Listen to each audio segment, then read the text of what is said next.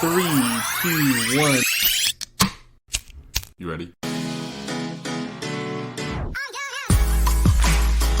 You're listening to the Real Pineapple Podcast Network.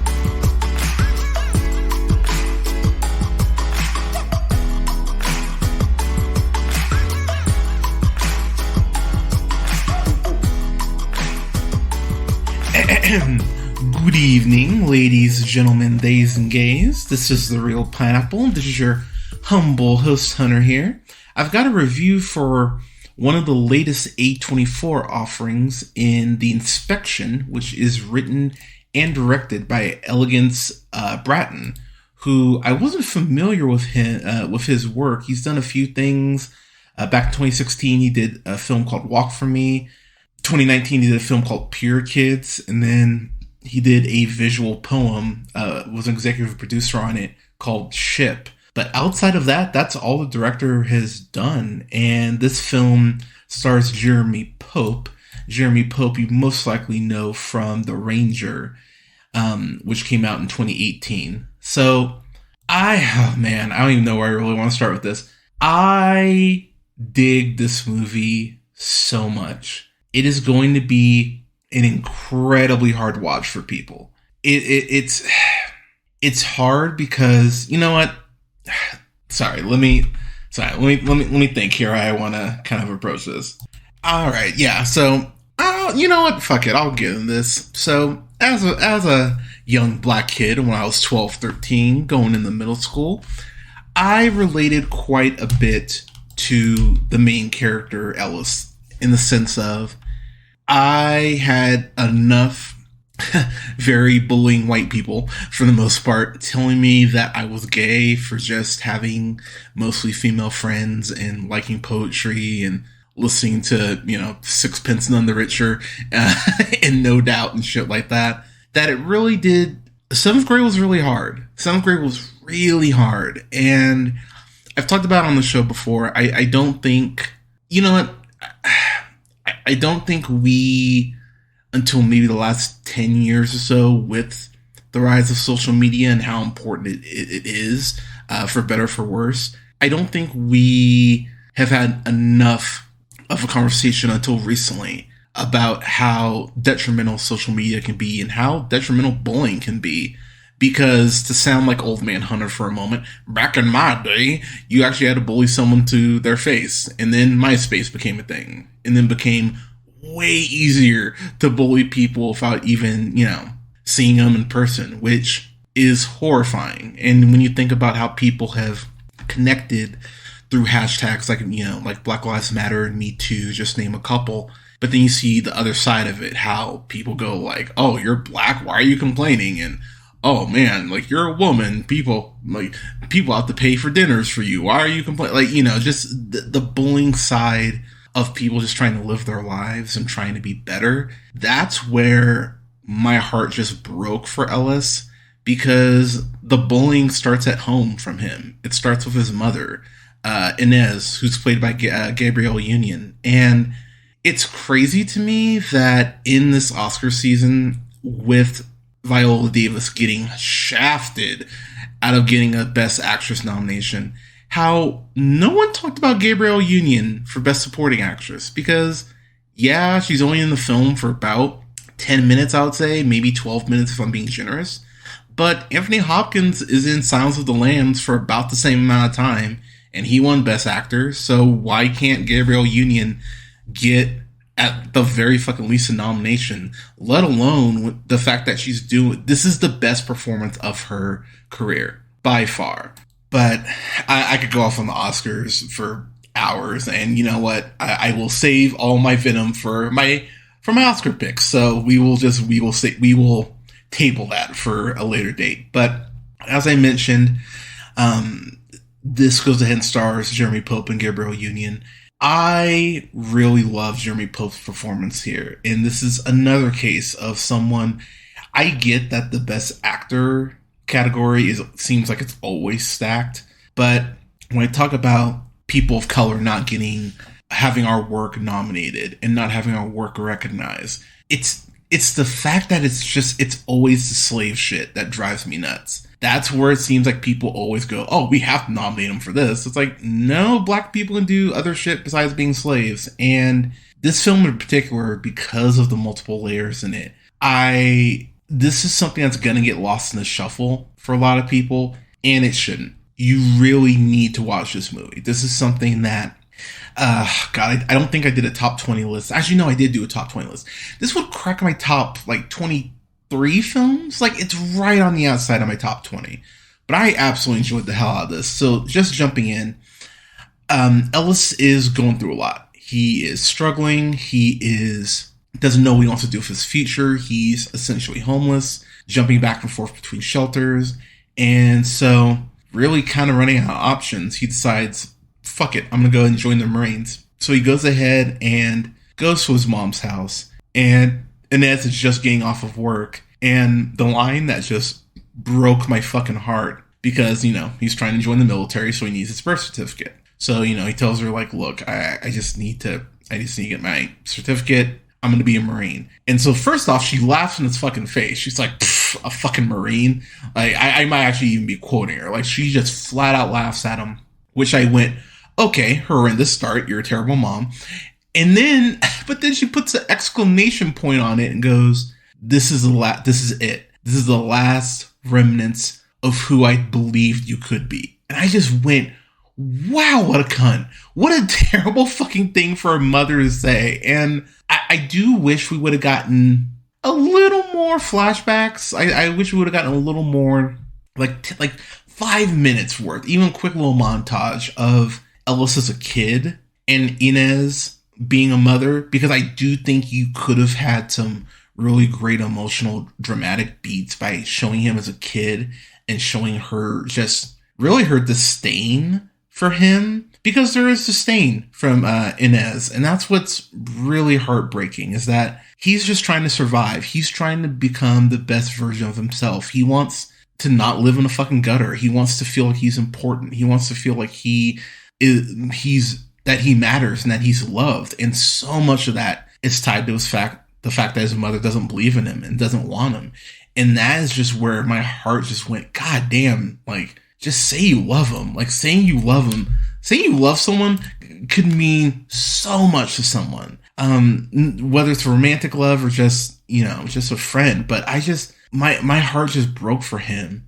So he goes ahead and he joins the Marines, where he is very quickly confronted by Laws and Rosales, who are played by Bokeem Woodbine and Raul Castillo, respectively. Bokeem Woodbine, one of the best black actors we have. Fucking love this dude. You know him, of course, from Queen and Slim, Earth Mama, obviously The Inspection. He was in the sheriff in Ghostbusters Afterlife. Black Dynamite as Backhand Jack. I fucking love him. Black Dynamite. Ray. I mean, his filmography is fucking insane. Love seeing him in this. And then I didn't recognize Raul Castillo, but you know him from Knives Out. That's right, he was in Knives Out, son of a bitch. From Knives Out. He was Mikey in Army of the Dead. Okay, he's actually one of the few things I liked about Army of the Dead. He's been in quite a few things, actually, now I'm looking through here. Blue Bloods, he was on Gotham for a little bit. Little Fish is a really great movie if you haven't watched that. Wrath of Man. So let's just kind of get into this. Laws is a bastard. He is a son of a bitch. He is cruel. He is vile. He is evil. Fucking evil. And the thing that probably just crushed me as I'm watching this is I just kept thinking, what does this say about the military? Because as Ellis is going through boot camp, the film itself takes place in 2005. And so, we're right around, the war in Afghanistan, all that. And so, we're in the middle of, the whole don't ask, don't tell thing. And so when Ellis goes ahead and shows up, and they're going ahead and they're telling him, we're going to cut your hair, we're going to do this, we're going to do that. And they flat out ask everyone, have you ever been gay at any point in your life? And Ellis goes, sir, no, sir. And you just hear his ears ringing, and how they do really cool things with the sound manipulation, the sound editing, where it feels like there's just a bell going off in Ellis's head, and it really feels like he's having a panic attack. And so really the film is about Ellis trying to get through basic training with all this prejudice that is just bearing down on him. And I thought it would be bad. I didn't even watch the trailer for this until after I finished it. But there is that sense early on that you go, oh man, this is going to be a very rough journey for you. So you have an idea of how this won't be good. And I have to give the movie credit because the film is somehow worse than I expected from the prejudice point, because Ellis is put through the motherfucking ringer in this movie in a way that I just want to give this brother a hug, because that's exactly what he fucking needs. So there's one line in particular that Laws drops where he says, he goes, boot camp is made to break you, or basic training is made to break you, and I will break you. I promise. I'll be the nightmare that keeps you from closing your eyes at night. And I just went, God damn. Like there are points in the movie where my skin was actually crawling because of comments like that. You just go, oh man, this is fucking vile. One of the things I really love about this movie is the way that it's filmed and the use of colors and how they pop in and out. And there are these really beautiful, like dream-like sequences that Ellis is having, and I won't spoil it, but you can probably put the pieces together. They hint at it in the trailer. There's a scene of Ellis in a shower, Ellis being a gay guy, seeing all these fit men naked, soaping themselves up. He's like, oh, hello. And the way that scene plays out in particular is something I actually had to cover my eyes at one point, because I was so upset. I was so upset for him, because among us, let's be real, who hasn't gotten turned on at the most inopportune time? I can think of a couple times when I went to church, but that's a whole other conversation. But he just it's the worst timing in the world. And the way that is handled is so goddamn cruel, and it's so goddamn uncomfortable. And as you're watching the movie, that's the term that kept ringing in my head, is uncomfortable, because Ellis is being put through all of this extra shit just because of who he chooses to love and how he chooses to identify. And that in itself is the most heartbreaking thing, because if his mother gave a fuck about who he actually is and not who she wants him to be, so much of this shit would be avoidable, because he would actually have self-worth and wouldn't need to put himself through this fucking pain in order to find some semblance of self-confidence. So there's really tragedy in that before he even steps onto the bus to go to basic training. There's this one guy, I believe this is the actor, McCall Lombardi, who plays Harvey, and his nickname on the name he's given is Caterpillar, if memory serves. And he's been in a few things. You probably know him from Patty Cakes, which if you haven't watched Patty Cakes is a lot of fun. You should definitely watch it. But Caterpillar is a fucking villain. He's a super villain in this shit. And there's one thing he does in particular. You'll know it when you see it. It's about at the halfway point. But this thing in particular made me roll my eyes and I had to pause the movie. I was so fucking mad. I was like, why are you such a prick? This brother just wants to live. Let him live. It's really frustrating. And you're going to feel like, let me just put this out there. You're going to feel frustrated through a lot of this film. This film is going to piss you off. So just be prepared for that. Be ready for it.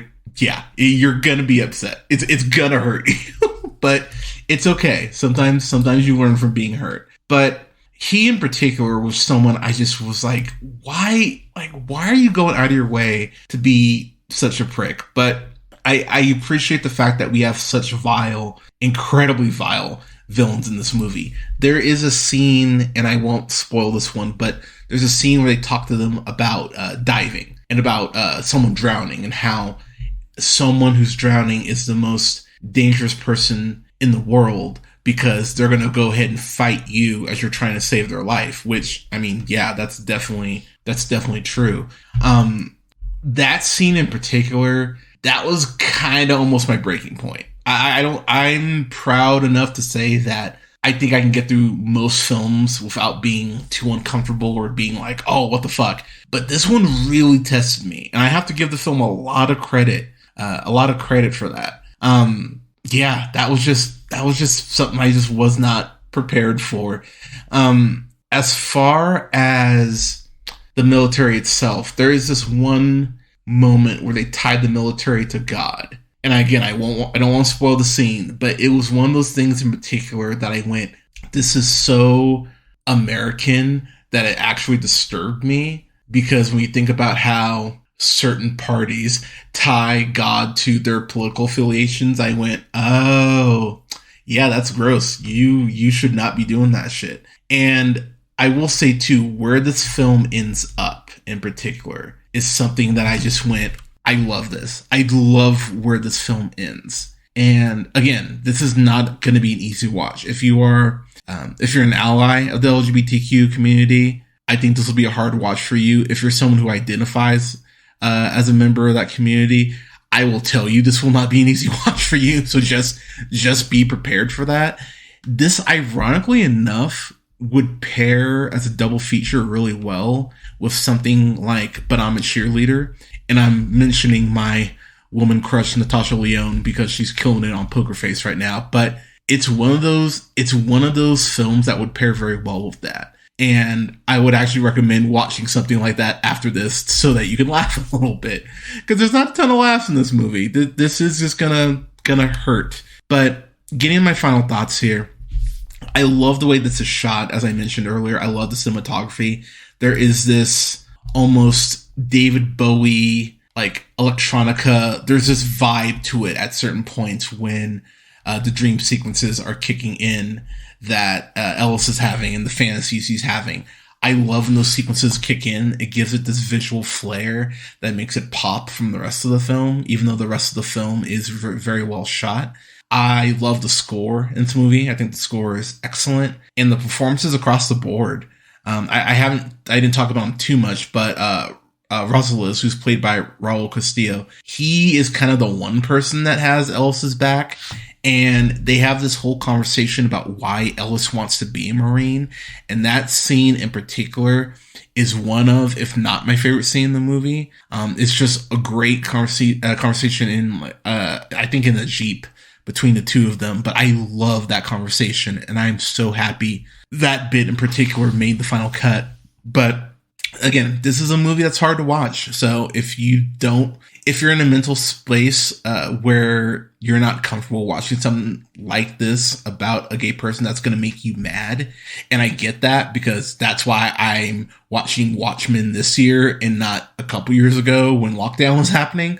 So if you're not in a headspace to see a person of color, a gay man, go through the ringer, I completely understand why you would hold off on this for a bit. But even if that is the camp you fall into, I do believe this is something that everyone should watch. So this is a solid A for me. I really enjoyed this. Like I said, it's a hard watch, but not everything that's good is going to be an easy watch. But this well deserves your time. Please give the respect it deserves. And check this out. The Inspection, great freaking flick. But everyone, The Inspection, have you seen it? What'd you think of it? Let us know in the comments. Go ahead and find, you can go ahead and find all the links to the show on our link tree. That's where we have everything. So yeah, please find our stuff on Linktree. It's all there, I promise. But you can find us on Twitter. Yours truly on Twitter at JHunterRealPineapple. You can also follow me on Instagram at JHunterRealPineapple. The aforementioned Linktree, it's linktr.ee/JHunterRealPineapple.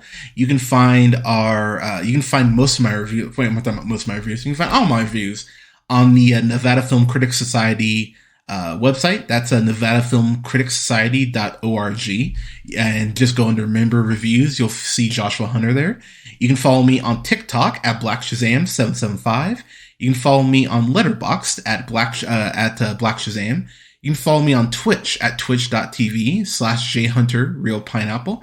And you can follow me, like the show, subscribe, rate it, please. It does help us out.